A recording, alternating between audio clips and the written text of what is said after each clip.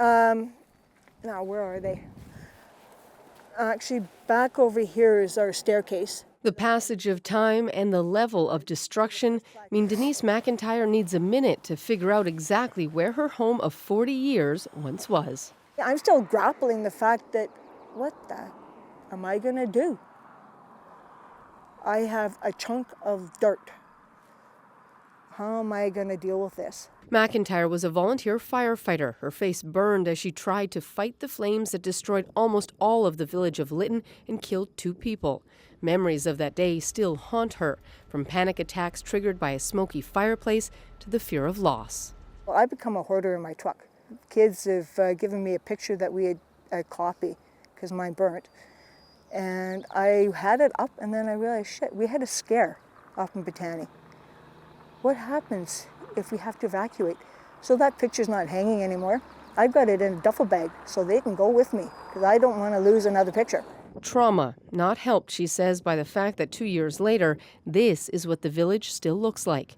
Not one building permit has been issued. Yeah, I am frustrated that we are. On the other hand, we're here. It's 2 years later. We have to move ahead. Denise O'Connor lost her home and was elected mayor in the fall, hoping to get rebuilding moving. She believes they have finally reached a turning point. Construction could begin in the next few months. She says the reasons it has taken so long aren't clear, but has advice for very small communities facing devastating wildfire loss. You know, we don't have the capacity to lead a recovery. And so I really hope the provincial government looks at that for the future. The neighboring Lytton First Nation lost its band office and several dozen homes, but there are signs of progress. A small grocery store, new offices, and temporary housing. It credits partnerships with all levels of government and efforts from band members for what has been done.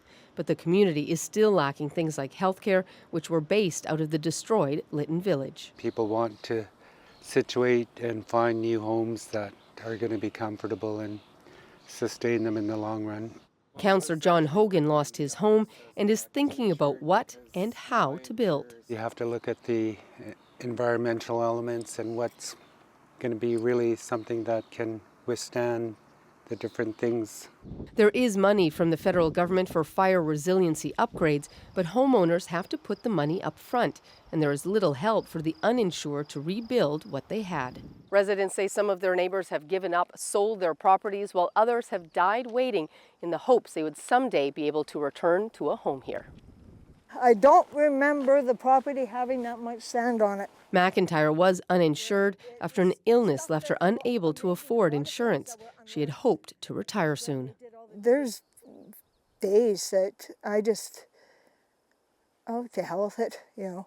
And then I think, okay, I got kids. They're the things that are keeping me going, and my family, right?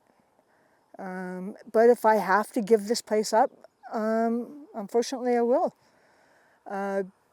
Just because I don't know how long my mental health will be able to handle it. She admits she is more optimistic after the recent lifting of the evacuation order, meaning she can more easily come here and start making rebuilding plans, knowing it will still be a long time before she can come home. Susana, Silva, CBC News, Lytton, BC.